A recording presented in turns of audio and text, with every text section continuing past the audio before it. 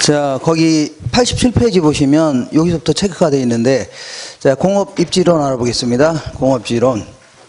자, 공장은 어디에 입지하는 게 좋냐? 그래서 우리 교재에는 아마 188페이지 있을 겁니다. 188페이지. 자, 공장은 이게 비용이 가장 적게 드는 곳에 입지해야 된다. 이렇게 얘기한 사람이 베버라는 학자입니다. 그랬더니 아니다. 생산비가 좀 더 든다 하더라도 앞으로요 수익이 막 커질 가능성이 있는 곳 있죠. 매출액이 점점 커질 가능성이 있는 곳, 아니면요 시장이 점점 확대될 가능성이 있는 곳, 그러니까 수익이 점점 커질 가능성이 있는 곳에 입지해야 된다. 이렇게 얘기한 사람이요 레시라는 학자입니다. 그랬더니 수익에서 비용 뺀 걸 뭐라고요? 이익이라고 하죠. 요게 이제 가장 극대화된 지점에 입지해야 된다. 이렇게 한 게요 아이사드, 뭐 그리넛 이런 사람인데, 요건 거의 물어볼 가능성은 없고, 요건 한마디 정도는 기억하셔야 돼요. 레시에 대한 이론은 한마디는 기억하세요. 한 장 넘겨볼게요. 넘겨보시면 89페이지에 위에서 한 7번째 줄 보시면 레이시의 최대 수요 이론이죠. 이 사람은요 거기 89페이지 맨 위에서 7번째 줄 보시면 레이시에 뭐가 있어요? 최대 수요 이론이죠. 요거는요 자, 이거 공장은요 이 비용이 좀 더 든다 하더라도 시장이 점점 커질 가능성이 있는 곳이죠. 이곳에 입지해야 된다. 이렇게 얘기한 게 바로 레시라는 학자입니다. 한마디 정도만 기억하시면 됩니다. 그래서 우리 한국 같은 경우는 이미 꽉 찼기 때문에 아무래도 시장이 커질 가능성이 커요, 작아요? 크지는 않다는 얘기입니다. 그리고 중국도 마찬가지로 상당히 발전이 많이 돼 있는 겁니다. 그러니까 중국보다는 뭐 캄보디아라든가 베트남 같은 데 있죠. 그런 데가 훨씬 더 무궁무진하게 커질 가능성이 있다는 얘기죠. 이런 데 입지하는 게 좋다는 얘기입니다. 그리고 그 밑에 참고로 아이사드라든가 그리넛 이런 사람들은요 이제 이윤이 극대화되는 지점, 아니면요 이익이 극대화되는 지점에 입지해야 된다. 이렇게 했던 겁니다. 다시 거꾸로 돌아오셔서 자, 87페이지 보겠습니다. 자, 지금부터 이제 베버에 대한 이론을 공부할 건데, 자, 요 이론은 정리가 좀 되셔야 됩니다. 이 사람은요, 공장은 생산비가 가장 적게 든 곳에 입지해야 된다. 이렇게 하면서, 중요한 생산비를 한 3가지 정도를 얘기하고 있습니다. 맨 먼저 수송비, 자, 그 다음에 뭐 노동비, 인건비에도 상관없습니다. 그 다음에 이제 직접 경제다 해서, 어떤 경우는요, 이거 몰려있을 때 훨씬 더 비용이 절감될 수도 있는 겁니다. 이런 걸 좀 3가지를 가장 중요한 요소로 보면서, 이 사람은 이제 수송비의 중요성을 가장 뭐 중요시했다, 혹은요, 가장 강조했다, 이렇게 얘기합니다. 이 사람은 수송비가 이제 크게 2가지 형태가 들어가는데, 원료를 공장까지 날려야 되죠. 그러니까 원료에 수송비도 들어가고, 그 다음 2번째는요, 완성된 제품도 시장에 팔아야 되죠. 그러니까 제품에 수송비도 들어간다, 그런 얘기입니다. 그래서 2가지의 수송비 합이 가장 최소가 되는 지점이 있죠. 이 지점을 가장 먼저 찾아내라, 그 얘기입니다. 맨 먼저 이걸 찾아내고, 그 다음에 부수적으로 노동비도 한번 따져보고, 직접 경제도 한번 따져봐서 비용이 가장 적게 든 곳 있죠. 요곳에 입지해야 된다, 이렇게 했던 겁니다. 그래서 만약에 이 사람은 이렇게 얘기했습니다. 자, 그 그림을 보니까 어떻게 그려져 있습니까? 이러한 식으로 딱 그려져 있는데, 아주 간단한 얘기를 상당히 어렵게 얘기합니다. 어렵게. 자, 요 지점이 지금 이렇게 계산했을 때 수송비가 가장 적게 드는 지점이라고 치자. 요 정도 범위는요, 수송비는 똑같다고 가정해 볼게요. 그러면 지금 요 정도 범위가 수송비가 가장 적게 드는 지점이죠. 요렇게 계산했는데, 이렇게 정했더니 이 정도 범위가 수송비가 가장 적게 들죠. 그리고 여기는 시장을 이렇게 그린 겁니다. 시장 이렇게 그리면서, 그럼 만약에 이 정도 범위에서 벗어나게 되면, 공장이 벗어나게 되면 수송비는 더 들어요, 덜 들어요? 더 들어갈 수 있죠. 그래서 추가적인 수송비가 동일한 지점을 쭉 연결한 겁니다. 이것도 추가적인 수송비가 동일한 지점 있죠. 쭉 연결했는데 이걸요 등비용선, 이렇게 하면서 등비용선, 만약에 F 지점에서 L 지점으로 공장을 만들고 옮긴다면, 이렇게 볼게요. 이쪽으로 옮긴다면 수송비는 증가할까요, 감소할까요? 증가하는 겁니다. 왜냐하면 이 지점까지가 수송비가 가장 적게 든다고 했죠. 그러니까 여기 옮기게 되면요 수송비는 증가할 겁니다. 근데 수송비는 증가하지만 노동비는 절감된다고 치자. 노동비는 절감이 되는데 수송비의 증가보다는요 노동비의 절감이 크다는 얘기죠. 그럼 옮겨야 돼, 안 옮겨야 돼요? 옮겨야 된다는 얘기입니다. 왜냐하면 수송비를 한 5억 정도 증가하는데 옮기게 되면 노동비는 한 8억이 절감된다는 얘기죠. 그럼 옮겨야 돼, 안 옮겨야 돼요? 옮겨야 된다는 얘기입니다. 이렇게 해서 아주 쉬운 얘기를 이렇게 어렵게 얘기했습니다. 마지막으로 이제 집적 경제라고 해서 우리 이제 현대자동차 울산 공장 같은 데 가면 울산에 가면은 자동차 공장이 현대 공장만 덜렁 있을래나요? 아닐 겁니다. 아닌 게 아니라 아닙니다. 예, 여기에는요 자동차 관련된 모든 공장이 있죠. 하청업체 다 들어와 있는 겁니다. 이렇게. 예, 그러니까 걔는 몰려 있을 때 훨씬 더 비용이 절감됩니다. 왜냐하면 같이 있어야 정보도 교환할 수 있고 같이 원료도 공동으로 구입할 수 있죠. 그러니까 때로는요 여기서 만든 거 역공장에 팔 수 있고 그다음에 시설 같은 것도 공동으로 이용하다 보니까 비용이 훨씬 더 절감됩니다. 마지막으로요 집적 경제 이것도 따져봐서 비용이 가장 적게 든 지점이 있죠. 요것에 입지해야 된다 이렇게 했던 겁니다. 이렇게 정리하시고 그다음에 그 88페이지 맨 위쪽에 5에서 한 10번째 줄 정도까지는 지금 얘기한 걸 그대로 써놓은 거니까 읽어보시면 됩니다. 그 다음에 볼게요. 이 사람은 이제 수송비의 중요성을 매우 중요시하면서 자, 시멘트 공장이 있다고 치자. 시멘트 공장. 얘네들은요, 원료는 한 100톤 된다고 치자. 100톤. 자, 원료라는 것은 석회석과 점토하고 규석이 섞여 있는 흙이죠. 요걸 공장에서 캐서 가져오는 겁니다. 트럭 끌고 싣고 오는 거죠. 그런 다음에 공장에서 석회석과 점토하고 규석만 골라내고 나머지 다 버리는 겁니다. 남은 흙은 버리는 거죠. 이렇게 한 다음에 한 1500도씨 정도의 불에다가 바싹 굽습니다. 그런 다음에 이렇게 이제 석고 같은 거 집어넣고서 밀가루처럼 부신 거 있죠. 이걸요 시멘트라는 겁니다. 그러다 보니까 이 원료는 100톤인데 공장을 거치게 되면 뭐 10톤밖에 안 남는다고 치자. 이렇게. 자, 그러면 이렇게 보겠습니다. 요거는 원료가 나는 곳이고 요거는요 시장 쪽이라고 치면 만약에 시멘트 공장이 이쯤에 있다 그러면 100톤을 여기까지 날려야 되죠. 그럼 돈이 많이 들어 적게 들어요? 많이 든다는 얘기입니다. 그러니까 아예 시멘트 공장은요 여기 요 근처에다 차리는 게 좋겠네요. 딱 차리게 되면 100톤을 10톤으로 만들었죠. 그래서 트럭 한 대로 날르면 되겠네요. 훨씬 더 비용이 절감된다는 얘기입니다. 그래서 요거는요 공장을 거쳐서 중량이 증가했어요? 감소했어요?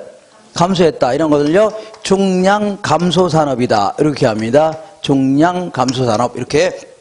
이번에는 자 맥주 공장 한번 생각할게요. 맥주 공장.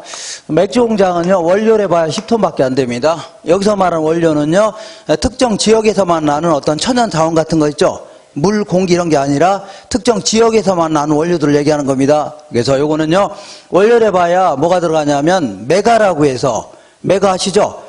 모를 겁니다. 그냥 보리를 껍데기 안 벗긴 거 있잖아요. 요걸 물에다 이렇게 불려놓은 거 이걸요 메가라는 겁니다. 그거하고 호프라는 뽕나무과 식물 있죠. 요게 답니다. 요게 단데 이제 공장을 거치게 되면 일단 무거운 물이 들어가 안 들어가요? 500m 안반수 막 들어가잖아요. 맥주병, 맥주 박스 이런 거 무거워 안 무거워요? 무지장 무겁다는 얘기입니다. 그러니까 제품만 100톤 된다고 치자. 그러면 맥주 공장이 여기 있다. 그러면 10톤을 100톤으로 만든 다음에 날르려면 돈이 많이 들어 적게 들어요? 많이 든다는 얘기입니다. 그러니까 아예 맥주 공장 요 근처에 차리는 게 좋습니다. 이렇게. 자, 그러면 10톤을 시장까지 날랐죠? 그런 다음에 100톤 만들어 파는 게 훨씬 낫다. 그런 얘기입니다. 요거는 맥주 공장은요, 공장을 거쳐서 중량이 증가했어요? 감소했어요? 증가했죠? 이걸요, 중량 증가 산업이다. 이렇게 얘기합니다. 중량 증가 산업. 이렇게 하시고, 그 다음에 이 원료 지수라는 게 있는데 원료 지수라는 게 뭐냐면 메터리얼 인덱스 이렇게 되게 합니다. 이거는 이제 제품 중량분의 국지 원료 중량 이렇게 한 겁니다. 특정 지역에서만 하는 원료를 답을 하고요. 국지 원료 해줄게요. 물, 공기 이런 걸 빼놓고 답을 하고요. 국지 원료 이렇게 얘기합니다. 자, 그러면 그러면 이걸 원료 지수로 하는데 얘는 뭐냐면 시멘트 공장 같은 경우는 제품은 몇 톤이에요? 10톤이죠? 10톤 아닙니까? 원료는 몇 톤이에요? 100톤인데 그럼 계산하면 10이죠? 이게 의미하는 게 뭐냐면 제품 1톤당 원료가 몇 톤 들어간다는 얘기예요? 10톤 들어간다 그런 의미입니다. 그러니까 원료가 훨씬 무겁다 그런 의미입니다. 그러면 10은 1보다 커요 작아요?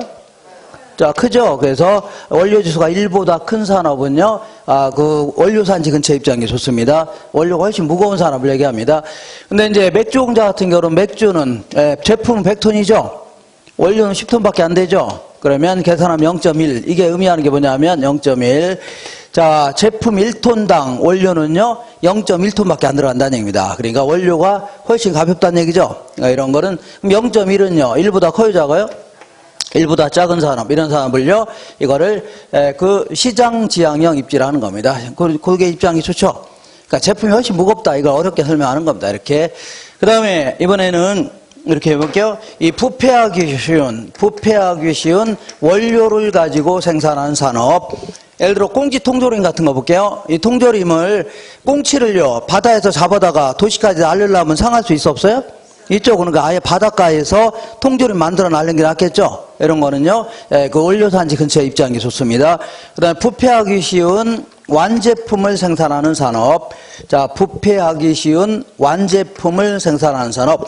자, 그 예를 들어서 뭐가 있냐면 자, 이 빵 같은 거 볼게요. 빵 같은 경우를 농지에서 만들어서 도시까지 날리려면 상할 수 있어 없어요? 있죠. 그러니까 아예 밀가루만 도시까지 날린 다음에 도시 근처에서 빵을 만드는 게 좋겠죠. 그래서 이런 것들은요 어디에 있는 게 좋아요? 자, 시장 쪽에 입지하는 게 좋습니다. 알겠죠? 그리고 보통 이제 편제 원료다 혹은요 국지 원료 이렇게 하면서 주로 이제 특정 지역에서만 하는 원료 같은 거 있죠. 이거 가지고 생산하는 산업은 주로요 원료산지 근처에 입지하는 게 좋습니다. 그다음에 이제 보편 원료라고 해서 어디서나 구할 수 있는 원료. 예컨대 물이라든가 공기 같은 거 있죠. 이건 어디서나 구할 수 있는 거 아닙니까? 그럴 때는요 그 시장 쪽에 있는 게 좋다는 얘기죠. 이렇게 해서 정리하시면 돼요. 자, 그래서 이 사람은요 뭐가요? 그 수송비의 중요성을 강조했다 그런 얘기입니다. 뭘 강조했다고요? 수송비의 중요성을 강조했다 그런 얘기지. 이 다른 거 노동비나 직접 경제를 무시했다는 얘기는 아니죠. 이걸 중요시했다 그런 얘기지. 이런 거 무시했다는 얘기는 아닙니다. 그래서 오른쪽 볼게요.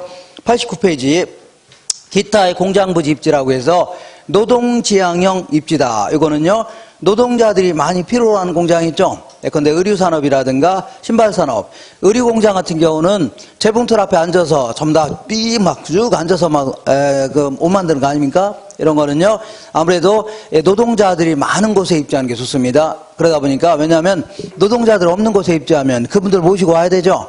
오히려 버스를 구입하거나 지입하려면 돈이 더 들어간다는 얘기입니다. 그러니까 아예 노동자들 근처에 있는 게 좋다. 이런 걸요 노동지향형 입지라는 거고, 그 다음에 아까 얘기한 대로 현대자동차 울산 공장 가면 자동차와 관련된 모든 공장 다 들어와 있죠. 왜 그러냐면 지들끼리 기술, 정보, 시설, 원료 등을 공동 이용하거나 이렇게 함으로써 비용이 절감될 수 있다는 얘기입니다. 이걸요 집적지향형 입지라는 겁니다. 그 다음에 중간지점 지향형 입지는요 뭐냐면 자, 주로 이제 외국에서 수입을 주로 많이 하는 대량의 원료를 수입하는 공장 같은 경우는요, 예를 들어 중국에서 대량의 원료를 수입하는 공장이 있는데, 이 인천 앞바다, 인천에서 공장은 여기 있고, 시장은 이쯤에 있다고 치자. 그러면 외국에서 수입해갖고, 일단 인천항에서 물건 내려야 돼, 안 내려야 돼요? 내린 다음에 이제 트럭이나 기차에 실어야 되겠죠? 그럼 내렸다 실는 거는 돈이 들어갈까 안 들어갈까요? 많이 들어갑니다. 많이 들어가. 그래서 이제 공장까지 날려야 되겠죠? 그럼 공장에서 한 번 또 내려야 될 거 아닙니까? 그런 다음에 완성된 제품을 실어야 되죠? 그럼 또다시 시장까지 날려야 되죠? 돈이 많이 든다 아닙니다. 돈이 많아. 그래서 안 되겠다. 자, 이런 대량의 원료를 수입하는 공장 같은 경우는 공장을 아예 그냥 송도에 있는 바닷가 있죠? 여기다 차리는 겁니다. 여기 차리면 한번 수입해서 내렸죠? 그 다음 완성된 물건은 실었죠? 한 방에 날르면 되겠네요. 훨씬 더 비용이 절감될 수 있다는 얘기입니다. 이걸 뭐라고요? 중간 지점 지향형. 적환 지점이라고 해서 수송수단이 바뀌는 지점이죠? 이런 곳에 입주하는 게 좋습니다. 이걸요, 중간 지점 지향형. 그래서 우리 이제 그 인천 앞바다라든가 아니면 부산에 있는 공장 같은 거 있죠? 이런 거 거의 대부분요, 중간 지점 지향형 입지다. 이렇게 정리하시면 돼요. 자, 그 밑에 서술형 지문 읽어볼게요.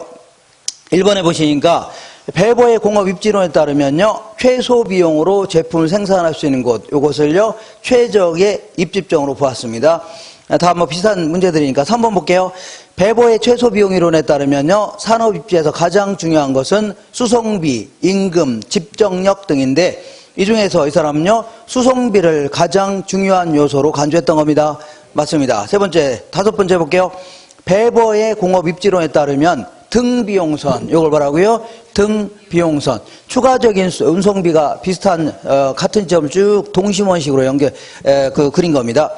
배보의 공업 입지론에 따르면요, 등비용선은 최소 수송비 지점으로부터 기업이 입지를 바꿀 경우에 이에 따른 추가적인 수송비 부담이 동일한 지점을 쭉 연결했다는 얘기죠. 그 다음에, 만약에 6번 보겠습니다. 중량 증가 산업은 맥주 생각하시면 돼요. 뭐라고요? 맥주. 맥주 공장은요, 시장 지향형 입지가 유리하고, 그 다음에 편제 원료를 많이 사용하는 산업이라든가, 원료의 부패성이 심한 산업, 원료의 부패성이 심한 산업 있죠? 요거는 꽁치통조림 생각하시면 돼요. 무슨 통조림이라고요? 꽁치통조림. 이런 것들은요, 아무래도 바닷가라든가 이런 데 있죠? 원료 지향형 입지가 유리합니다. 7번 볼게요.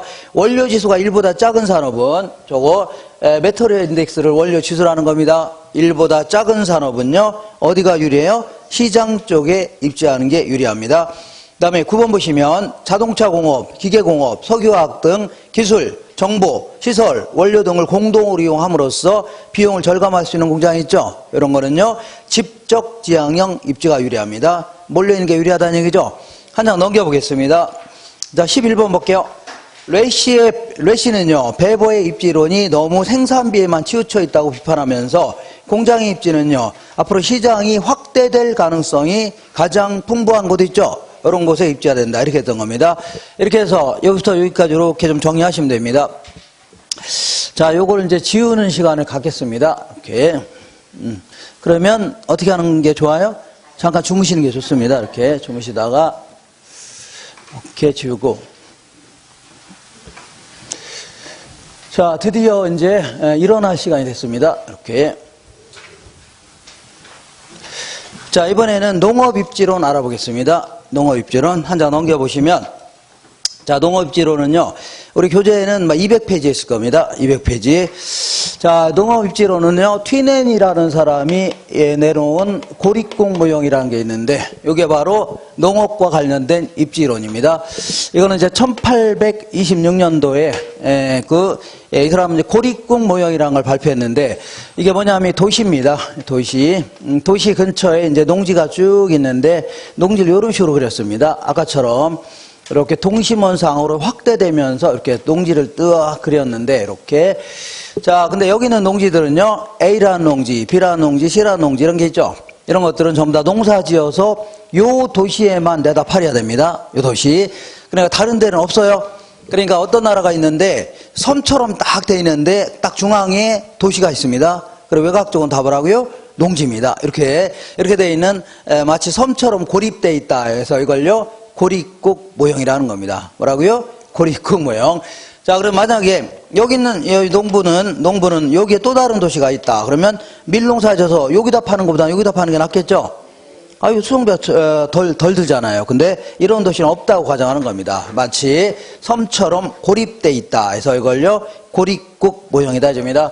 이 사람은 이 이론을 통해서 이제 두 가지 이론을 발표했는데, 먼저요, 입지 교차 지대설이다. 아니면요, 위치 지대설이다 해서, 자, 이 농지하고 이 농지가 임대료가 차이 나는 이유가 뭐냐? 왜냐하면 이 농지와 이 농지는요, 수송비의 차이 때문에 지대가 차이가 난다 했던 겁니다. 수송비의 차이가 지대를 결정한다. 이런 얘기 했고, 두 번째는요, 농업 입지론까지도 발표했는데, 자, 여기서는요, 이런 농지에는 뭐가 입지하고, 이런 농지는요, 어떤 농업이 입지하고, 이런 것까지 발표했습니다. 그래서 농업 입지론까지 발표했는데, 여기서는요, 입찰지대에 따라서 농업 입지가 결정된다. 이렇게 했던 겁니다. 그러면 입찰지대가 뭐냐?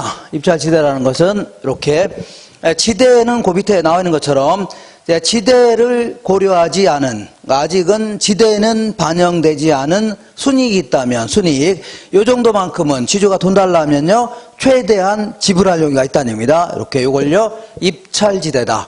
자, 말이 어려우니까 그냥 입찰이 붙었을 때 이만큼 최대한 주겠다는 얘기죠. 이걸요, 입찰지대다. 그러면, 자, 항상 순이익이라는 게 뭐냐면, 번 돈에서 쓴 돈을 뺀 거 있죠? 수익에서 비용 뺀 걸요, 순이익이라는 겁니다. 번 돈에서 쓴 돈 뺀 걸 뭐라고요? 순이익이다. 그러면 밀농사 져서 내다 팔면 매출액이 생기죠? 요게 번 돈이 되는 겁니다. 여기서 이제 각종 비용 빼야 돼, 안 빼야 돼요? 빼야 될 거. 그게 바로 순이익이 되는 겁니다. 그러면 일단은 씨 뿌리고 경작하는 비용인 생산비 빼야 되고, 갖다 날르려면 수송비 들어 안 들어요? 들죠? 수송비도 빼줘야 되고, 그리고 그 다음에 자, 여기는 전부 다 농사를요, 지주는 농사 안 짓습니다. 땅 주인은 농사 안 짓고 전부 다 농부들이 빌려서 농사 짓는 겁니다. 그러니까 빌려서 농사 지으니까 임대료 내야 돼, 안 내야 돼요? 내야 됩니다. 그래서 임대료도 빼야 됩니다. 임대료를 지대로 하는데. 근데 요거는 아직 반영 안 됐다는 얘기죠? 반영이 안 됐습니다. 그러면 요 정도 남아야 안 남아요? 남았다는 얘기입니다. 그리고 이 경제학에서는 항상 요 생산비에는요, 정상적인 이윤도 포함되는 겁니다. 무슨 이유라고요? 정상적. 그러면 이만큼 남았어, 안 남았어요? 남았죠? 그럼 이만큼 정도를 지주가 돈 달라면요, 최대한 지불할 용의가 있다는 얘기입니다. 이걸요, 입찰지대다 해줍니다. 입찰에 붙었을 때 이 정도는 뭐라고요? 최대한 지불할 용의가 있다는 얘기죠. 이걸요, 입찰지대 해줍니다.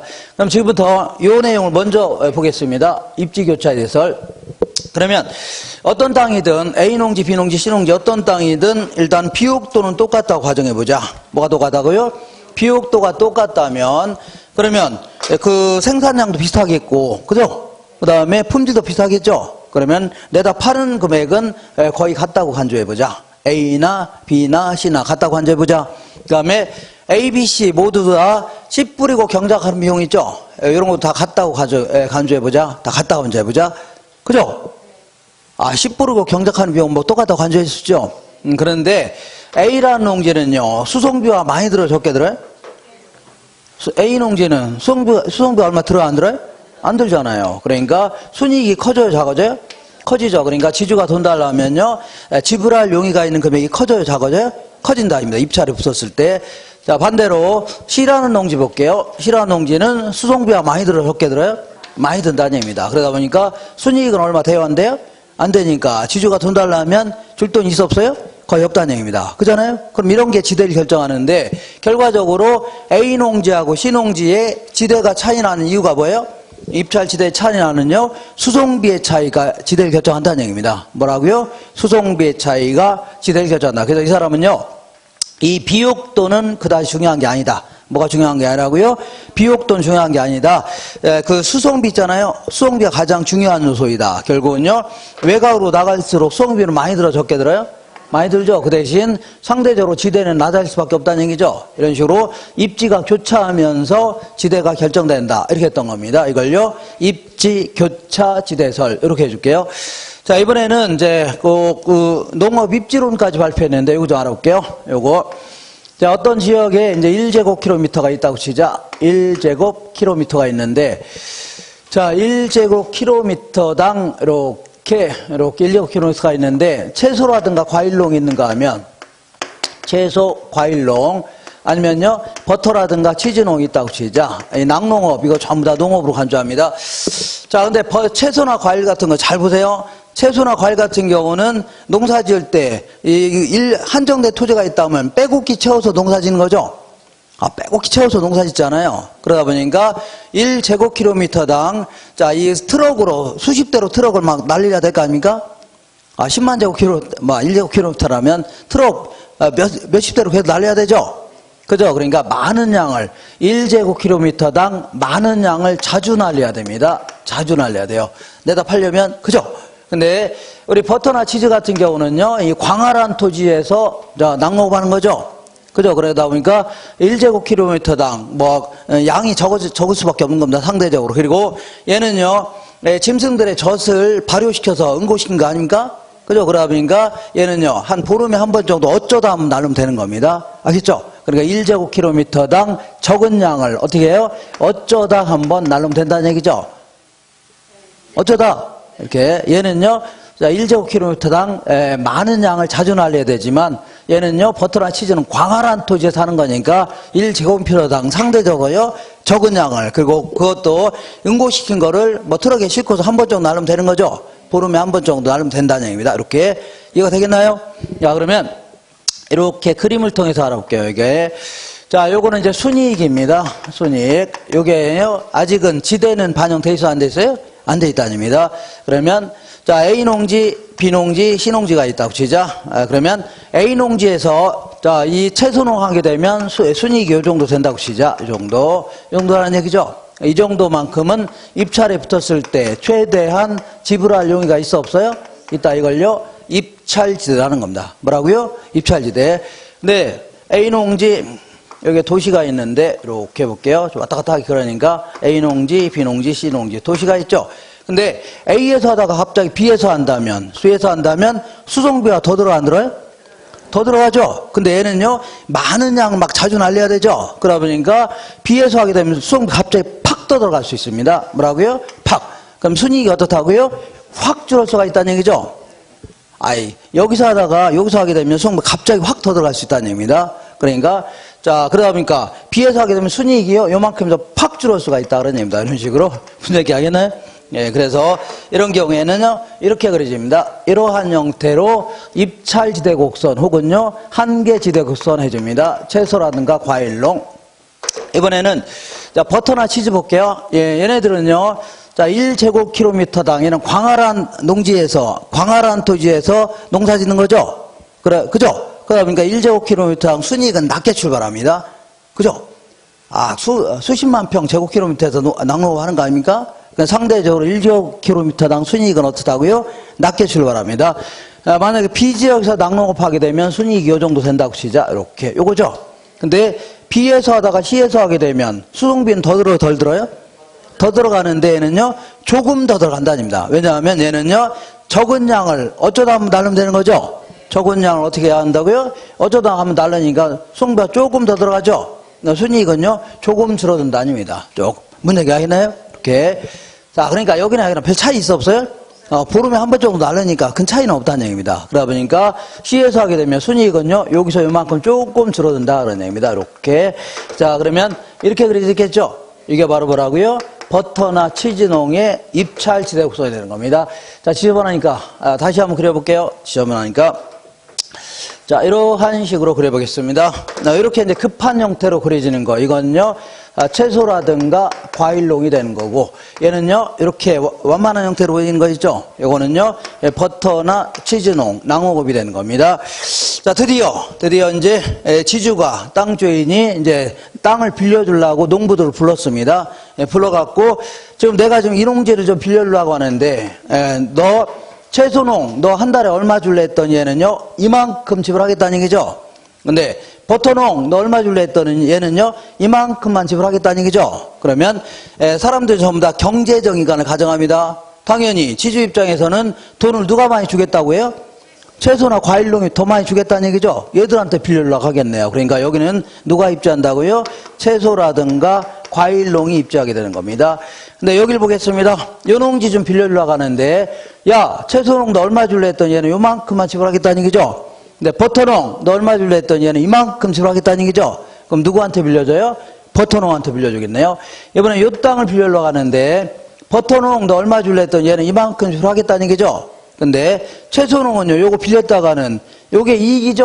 요 밑에는 손해가 나는 겁니다. 여기는 손해 나죠? 채소농은 손해 나잖아요. 요 농지 빌렸다가는. 왜냐하면 얘는요, 수송비가 더 들어가는 겁니다. 뭐 들어가요? 매출액보다 생산비 수송비가 더 들어가죠? 손해 난다닙니다. 뭐하러 빌립니까? 안 빌려고 하죠? 그러니까, 결국은 여긴 누가 입주한다고요? 버터라든가 치즈농, 이런 것들이 입주합니다. 이렇게.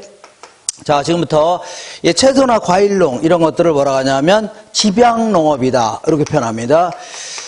자, 집약농업이 뭐냐면 한정된 토지에다가 노동자본을 많이 투입하는 농업 있죠? 뭐라고요? 집약농업이다. 그리고 요걸요 조박농업이다 해줍니다. 자, 이거 어떤 농사가 면밀하지 못하고 엉성하게 광활한 데서 농사 짓는 형태 있죠? 이런 형태를요 조박농업이다. 그래서 우리 시험에서는요 여기는 뭐가 들어가고 여기는 뭐가 들어가고 여기는 뭐가 들어가고 안 물어봅니다. 다만 안쪽은 뭐가 입주한다고요? 집약농업. 바깥쪽은 뭐라고요? 조박농업이 입주한다. 자, 지금까지 한 거를 결론을 한번 읽어보겠습니다. 91페이지 요 그림 바로 아래 보니까 자, 지대란 결국은 요게 이제 지대를 결정하는 겁니다. 지대란 그 매상고에서 매출액을 매상고를 하는 겁니다. 매상고에서 생산비와 수송비를 뺀 것으로서 결국은요 수송비의 차이가 뭘 결정한다고요? 지대를 결정한다. 이게 바로 입지교차 지대설입니다. 두 번째 볼게요. 작물 경제활동에 따라 입찰지대 곡선, 다른 말로요 한계지대 곡선이 달라집니다. 이때 한계지대 곡선의 기울기는요 집약농업은 이런 걸요 급하다 해줍니다. 뭐라고요? 급하다. 그 다음에 조박농업 같은 경우는요 완만하다 이렇게 해줍니다. 그다음에 중심지에 가까운 곳엔 집약적 토지이용 현상이 나타나죠. 안쪽 같은 경우는요, 채소농 이런 게 입지한다는 얘기입니다. 그다음에 4번에 가장 많은 지대를 지불하는 입지 주체가 자꾸 어떤 쪽이라고요? 중심지 쪽으로 입지하게 되니까 이 안쪽은요 임대료가 비싸고 바깥쪽은요 임대료가 싸지는 이런 형태가 됩니다. 자, 그다음에 4번 볼게요. 5번 농장 지금은 요게 이제 지대를 결정하는 거죠. 이렇게 지대를 결정하는데 지금은요 매출액이라든가 생산비는 같다고 가정했는데 이런 것들이 다 다르면요 이런 것들이 전부 다 뭘 결정한다고요? 지대를 결정할 수 있는 겁니다. 그러니까 농작물의 가격이라든가 생산비, 수송비, 인간의 행태 변화 같은 거 있죠? 다 지대를 변화시킬 수 있는 겁니다. 이렇게 정리하시고, 자, 그다음에 이번에는요 이 알론소라는 사람이 있는데 이 알론소람은 별명이 알르니소입니다. 무슨 소라고요? 알르니소. 그래서 이 사람은요 잠만 처지려 자다가 기어나가갖고 이 튀네네 이론을 갖다 베낀 겁니다. 갖다 베껴서 도시토지에 딱 응용해 본 겁니다. 도시토지에 딱하니 응용해 본 게 뭐라고요? 알론소의 입찰지대 이론 해줍니다. 자, 그러면 이게 도시토지인데 이렇게 이게 중심상업지구가 있다고 치자. 중심상가가 있는데 이런 식으로 해볼게요. 자, 그러면 상가 같은 경우는 상업용 부동산 같은 경우는 하루 종일 물건을 구입해서 내다 팔고 해야 되죠. 하루 종일 구입하고 내다 팔고 구입하고 내다 팔고 해죠. 그러다 보니까 이 상가가 이 상업용 부동산 여기 있을 때에 비해서 여기로 이전한다면요 수송비가 갑자기 팍 떠들어갈 수 있다는 얘기죠. 왜냐하면 하루 종일 날르고 막 해야 되죠. 그러니까 여기 있을 때에 비해서는 여기서 훨씬 더 수송비가 덜 들어요? 더 들어간다입니다. 채소나 과일처럼. 알겠죠? 그러니까 그 상업용 부동산 같은 경우는요 이러한 형태로 이집니다. 이런 형태로 이거 뭐라고요? 상업용 부동산의 입찰지대 옵션이 되는 거고, 그 다음에 우리 공장 같은 경우는요 그 물건 만들어서 한 보름에 한 번쯤 날른다 치자. 어쩌다 한번 날르면 되는 거죠. 그러다 보니까 막 이런 식으로 이렇게 버터나 치즈처럼 이렇게 그려집니다. 그리고 요거는요 공업용 부동산. 그리고 우리 주거용 같은 경우는 아침 저녁으로 교통비 들어가죠. 맞아, 안 맞아요? 그죠? 그러다 보니까 상업용보다는 덜 들어가고, 그 다음 공업용보다 많이 들어간다는 얘기죠? 그러니까 어중간한 형태로 이렇게 그려집니다. 이렇게. 자, 드디어 이거는요, 주거용 부동산입니다. 네, 드디어 이제 지주가, 땅 주인이 이제 이거를 입찰에 붙였습니다. 빌려주려고, 이렇게. 그래서 이 땅을 빌려러 가는데 누가 많이 지불할래 했더니 얘는 누가 지불하겠다고요? 상업용 부동산이 가장 많이 지불하겠답니다. 그 다음 이번에 이 땅 볼게요. 여기는 누가 많이 지불할 거냐 했더니요 주택이 가장 많이 지불하겠다는 얘기입니다. 여기는 누가요? 공장이 많이 지불하겠다는 얘기죠. 이렇게 해서 이러한 형태로 결국은 지대도 결정되는 거고, 자, 주거 분리 현상도 나타납니다. 안쪽은요 안쪽은 직장이 있고 바깥쪽은요 주택이 있고, 이런 게 다 이런 형태로 나타나는 겁니다. 한 장 넘겨보겠습니다. 넘겨보시면, 자, 서술형 질문에 1번 볼게요. 튀넨의 고립국 이론에 따르면 토지용의 양태는요 농작물의 수송비에 의해서 결정된다고 하고, 중심시장으로부터 거리에 의한 동심원 지대 모델을 제시했다. 저런 식으로 동심원상으로 이렇게 잔잔한 여보세 돌을 딱 던지면 물결멍이 퍼져나가죠. 이런 식으로.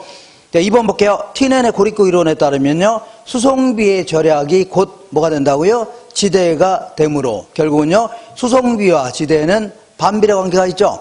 외곽으로 나갈수록 수송비는 증가해요, 감소해요? 증가하는 대신에 지대는 낮아지죠. 이렇게 반비례 관계가 있습니다. 그 다음에 그 4번 볼게요. 입찰 지대 곡선의 기울기는요 생산물의 가격, 생산비, 수송비에 따라 달라지는데 집약적 농업이 조방적 농업보다 기울기가 어떻다고요? 급하다 해줍니다. 이렇게 집약적 농업이 조방적 농업보다는 급하다 이렇게 얘기합니다. 그 다음에 5번 볼게요. 튀넨의 고립국 이론에 따르면요 토지용은요 최고의 지대 지불 의사가 있는 용도에 따라 할당되죠.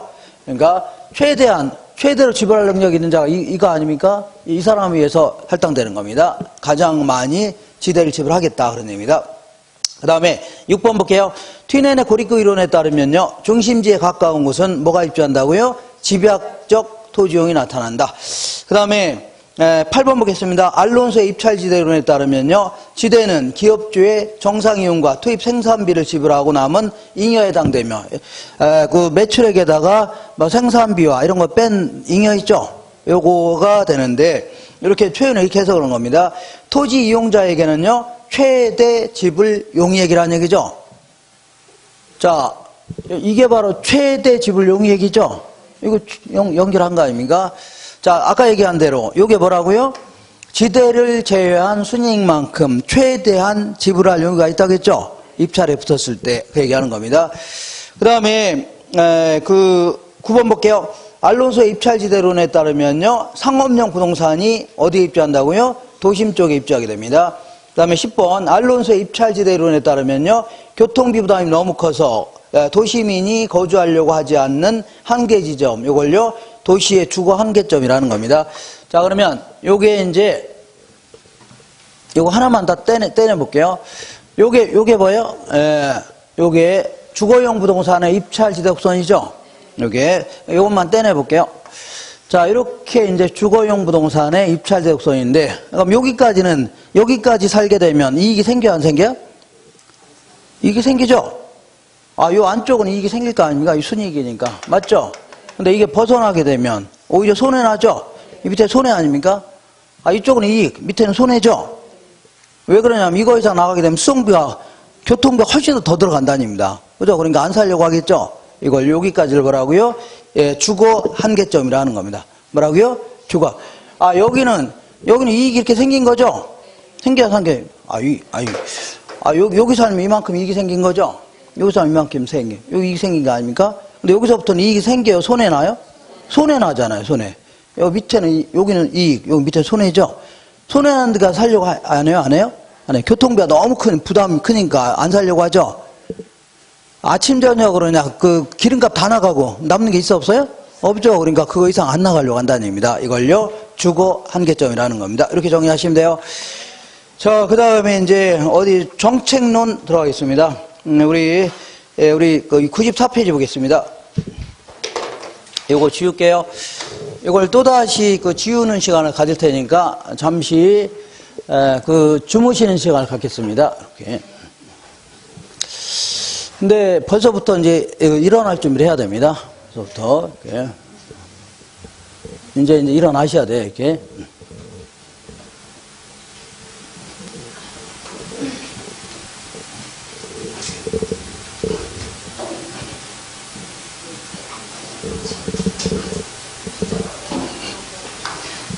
뭐라고 꿍시렁꿍시렁 그래? 수업 시간에. 자, 거기, 어딜 볼 거냐면요. 94페이지 보겠습니다. 우리 이제 부동산 정책은요, 부동산 문제가 발생했다. 뭐, 투기가 아주 극성이거나, 난개발이 심하다든가, 아니면 어떤 사람 집도 절도 없다는 얘기죠. 이런 걸 답을 하고요. 부동산 문제라고 하는데, 이런 부동산 문제를 그냥 방치해 놓는다. 이거는 정부 역할이 아니죠. 어떤 형태로든 시장에 개입해서 이걸 해결해야 될 겁니다. 이걸요, 부동산 정책이다. 이렇게 얘기합니다. 그래서 우리 이제 부동산 정책 파트는요, 부동산 문제와 정책, 이렇게 구분되어 있는데, 자, 이 부동산, 여기서 5문제가 나옵니다. 거의 한 몇 문제 나온다고요? 5문제 나오는데, 여기서 다 나와요. 거의 다, 여기서 5문제 다 나옵니다.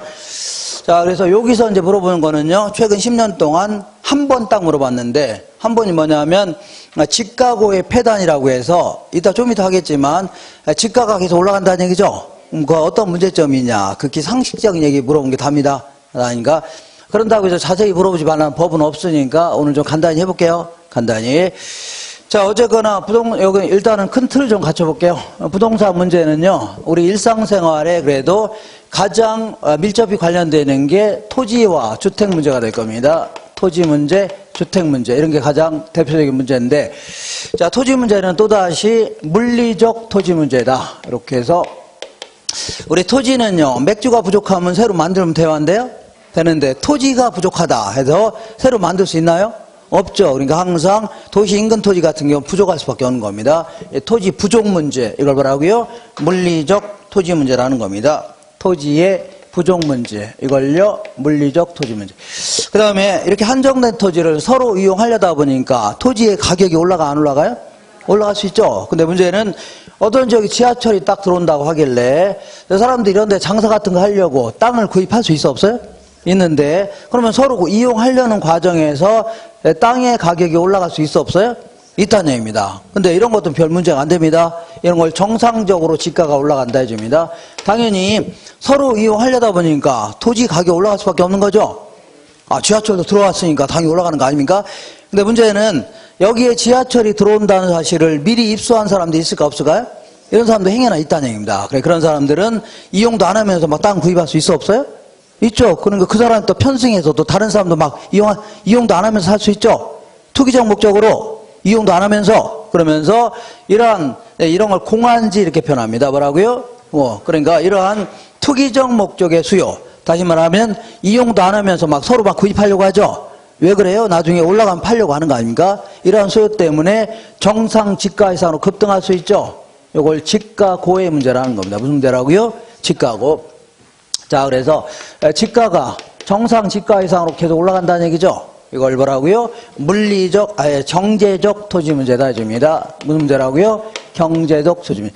자, 그러다 보니까 이렇게 토지가 정상 지가 이상으로 급등하니까 여러 가지 사회 문제가 발생할 수 있습니다. 이렇게. 먼저 이제 비효율적인 토지용이 자꾸 생길 수밖에 없습니다. 그러니까, 자, 사람들은 돈만 생기면요, 땅에다 막 구입하는 거죠. 막 땅 가격이 막 올라가니까 이런 공한지 같은 게 막 생기고, 그러다 보니까 도심 쪽은 땅 가격이 싸요? 비싸다 보니까 자꾸 올라가니까, 자, 이 아파트 같은 경우도 저기 그 구석탱이에 산 밑에 있는 것이죠. 이런 데 막 지어될 가능성이 높아집니다. 상당히 비효율적으로 이용될 가능성이 높고, 그 다음에 이제 두 번째는요, 분배의 부적정이라고 해서, 자, 분배 구조가, 소득 분배 구조가 상당히 열악한 형태의 분배 구조가 나타납니다. 이걸요, 분배의 부적정이다. 이렇게 표현합니다. 가진 자들은 계속 뭐라고요? 더 큰 땅을 갖게 되고, 없는 자들은요, 계속 가난에 시달린다는 얘기죠. 그런 얘기입니다. 예컨대 갑이라는 사람이 있고, 을이라는 사람이 있다고 치자. 이쪽에다가. 자, 갑이라는 사람이 있고 을이라는 사람이 있는데, 갑이라는 사람은요, 자, 누구를 잘 만난 사람이냐? 할아버지를 잘 만난 사람입니다. 누구예요? 할아버지. 할아버지가 이제 일제 때 뭘 했던 사람이냐면, 그냥 생계수단으로 일본을 도와준 게 아니라, 일본에서 일한 게 아니라, 일본 사람들을 위해서 일한 게 아니라, 자, 의도적으로, 그 일본이 대한민국에 와서 침탈하는데 큰 역할을 했던 사람들 있죠? 이런 사람을 우리는 뭐라고요? 친일파라는 겁니다. 친일파. 근데 이제 친일파를 해방 이후에 이승만 정권이 한 명을 처단을 못했던 겁니다. 오히려 이승만 정권이 원래 정권이 취약하니까 오히려, 자, 옛날에 그 친일파 있죠? 전부 다 불러 들여갖고 정치, 경제, 사회, 문화 다 집어넣은 겁니다. 그러다 보니까 소위 이제 근 100년 이상이 그 사람들에서 사실은 지배를 받아온 겁니다. 우리가 간단한 얘기를 할 때 우리가 누군가 이제 돈이 많은 사람들 있죠? 이런 사람들한테는 우리는 약간 굽신될 수밖에 없거든요. 그래서 이런 게 다 일종의 뭐라고요? 그런 것도 한몫하는 겁니다. 알겠나요? 예컨대, 자, 이 1919년도에 예전에 한 것처럼 이완용이라는 사람이 있죠? 이 사람이, 을사오족 중에 가장 대표적인 사람인데, 그 사람이 1919년도에 갖고 있었던 땅이 여의도 면적의 7.7배였습니다. 그 정도 무지막지하게 많은 땅을 갖고 있었는데, 물론 다른 친일파도 다 갖고 있었습니다. 그래서 저거는 그냥 일본 정부가 막 갖다 준 겁니다. 걔들한테 기특하니까. 어쨌거나 그런 땅을 환수한다고 하면서 환수를 했어요. 하나도 환수를 못했습니다. 그래서 3,000평 환수한 게 답니다. 친일 청산위원회에서. 그러면 그 7.7배에 해당되는 땅이 다 어디가 있을 것 같아요? 자, 보세요. 국가가 뺏어간 것도 아니죠? 그럼 그걸 만약에 팔았다면 누가 갖고 있어요? 그 후손들이 갖고 있을 겁니다. 갖고 있다면 누가 갖고 있어요? 후손들이 갖고 있겠죠? 그죠? 그래요. 그렇게 되는 겁니다. 그래서 이런 사람들이, 이런 사람 땅이 있죠? 이런 사람 땅이 그냥 그 사람들이 계속 갖고 있는 겁니다. 그러다 보니까 할아버지를 잘 만나니까 아버지도 잘 만나, 안 만나요? 잘 만났을 거 아닙니까? 아버지가 이제 아들한테 옛다 3억 용돈이나 쓰라 한 거 아닙니까? 용돈을 얼마 준 거예요? 3억 준 거 아닙니까? 저는 3만 원 애한테 주면서도 너무 많은 것 같으니까 10,000원 뺏고 그러는데, 여기는요 3억 딱 주면서 좀 부족하지 않냐, 1억 더 줄까, 2억 더 줄까, 이런 거 아닙니까? 근데 얘가 이제 개발이 예상된 지역에 땅을 구입했더니 6개월 만에 6억이 됐대나 어쨌거나 해서 얼마 챙겼어요? 3억 챙긴 거 아닙니까? 얘네들은 그리고 이제 대한민국에서 힘 꽤나 있는 집안 아들들 있죠? 그리고 돈 좀 있는 집안의 아들들이 몰려다닙니다. 그럼 술이나 먹으러 다니고, 이태원의 킹클럽 같은 데 다니고, 아니면요, 골프나 치러 다니고, 이러다 보니까, 자, 어떤 지역이 개발된다는 정보를 얘들은 미리 알까요, 모를까요? 미리 압니다. 왜냐하면, 저희들 아버지가 뭐 정치인이고, 국가 이제 중앙직 공무원이고, 아니면요, 뭐 재벌이고 하니까 어느 지역이 개발된다고 알아요, 몰라요? 하다못해 시청 직원도 어디 가서 뭐 도로가 어떻게 뚫리는데 대충 알죠? 근데 하다못해 고위직 공무원 아니면요 재벌들은 어디 안에 개발되는지 금방 압니다. 그죠? 그러면 거기다 투자했더니 1년 만에 뭐 배로 뛰어서 뭐 12억이 됐다나 어쨌다나 그럼 얼마 챙긴 것도 6억 챙긴 거죠? 이런 사람들은 계속 더 큰 땅을 갖게 됩니다. 그래서 지금 자, 이거는 좀 이따 하겠지만 공식적인 숫자입니다. 제가 얘기하는 게 아니라 대한민국의 상위 계층 1% 있죠? 상위 계층 1%가 대한민국에 있는 사유지 있죠? 사유지를 60%를 갖고 있는 걸로 알고 있습니다. 몇 퍼센트라고요? 60%. 그러니까 우리 이제 웬만한 땅은 다 누가 갖고 있다고요? 몇몇 소수가 다 갖고 있다 생각하시면 돼요. 이런 사람들이 다 또 이게 12억, 24억이 되는 거 아닙니까? 맞죠? 24억이 얼마 돼요? 48억이 되는 거. 이렇게 되는 거 아닙니까? 이런 사람이 다 그냥 거의 지배하고 있다 생각하시면 돼요. 그럼 나머지 땅은 뭐냐? 나머지 땅은요, 저도 이제 집에 땅 하나 있습니다. 제가 이제, 아파트, 김포에 아파트 있는 거 아시나요? 그거 뭐 전세 사는 줄 아는데, 우리 집입니다. 그러면 아파트를 갖고 있으면, 그 밑에 땅이 있어, 없어요? 그런 땅 있잖아요. 그런 땅 외에는 다 얘들이 갖고 있다 생각하시면 돼요. 거의 대부분은. 이거 됐나요? 그런 거 외에는. 자, 근데, 을이라는 사람은요, 뭐 찢어지게 가난한 집안에 태어난 겁니다. 그죠? 그러다 보니까, 자, 국민학교 다닐 때, 옛날엔 국민학교라고 했는데, 국민학교 다닐 때 육성회비 못 내는 바람에 선생님한테 막 두드려 맞고, 옛날에는 막 돈 안 내면 막 때리기도 했습니다. 그죠? 그래서 열받아갖고 때려친 거 아닙니까? 그러니까 이제 배운 것도 없죠? 가진 것도 없고 하니까 이제 공장 나가서 일하면, 자, 2000년도 제가 이제 김포에 1999년도에 거기서부터 살기 시작했습니다. 그때도 이제 거기에 잘 자란 공장이 많이 있는데 그때도 거기서 제가 아는 사람이 거기서 공장하는 사람이 있었습니다. 그때도 월급이 근로자들 월급이 한 200만 원 아니면 150만 원이었습니다. 200만 원 받았다고 치자. 근데 뭐 이것저것 세금 같은 거 떼고 나면 150만 원 버는 거 아닙니까? 맞아 안 맞아? 이거. 자, 근데 지금 2000 몇 년이에요? 2020년 아닙니까? 그럼 지금도 그 여성분들은요, 최저 생계비 정도 있죠? 요거밖에 못 받는 사람이 수두룩합니다. 그리고 이제 외국인 근로자 이런 사람이 많이 들어오는 바람에, 때로는요, 200만 원 정도밖에 못 받는 사람도 굉장히 많아요. 진짜입니다. 진짜예요? 물어보세요. 지금도 200만 원 받으면 한 50만 원 이것저것 떼놓으면 150만 원 버는 거죠? 이런 사람이 수두룩하다닙니다. 지금도. 진짜예요? 지금. 그러면, 자, 요즘에 150만 원 벌어서 쓸 데 있어 없어요? 요즘 애들 통신비 이런 거 뭐한데 이렇게 해주면요 남는 거 없습니다. 그러면 자 보세요. 야 20년 동안에 이렇게 되는데 만약 20년 동안에 물가가 5배 올랐다고 치자. 몇 배라고요? 5배 오르면 원래는요 750만 원을 받아야 정상적으로 받는 겁니다. 5배만 올랐다 하더라도. 근데 지금도 이렇게 받는 사람이 수북하다니 200만 원 정도. 이거 좀 빼고 그러면요 20년 전에 비해서 5분의 1을 받고 있는 겁니다. 몇 분이라고요? 5분의 1. 상당히 열악한 소득 분배 구조입니다. 이거. 그죠? 근데 이런 사람들은 자기 당대에서 끝나는 게 아니라 가난도 계속 되물려주는 겁니다. 물려주고 점점 더 열악해지는 겁니다. 점점 상당히 분배 구조가 어떻다고요? 열악하다닙니다. 이렇게 이걸 뭐라고요? 분배의 부적정이라는 겁니다. 이번엔 주택 문제 좀 알아보겠습니다. 주택 문제는요.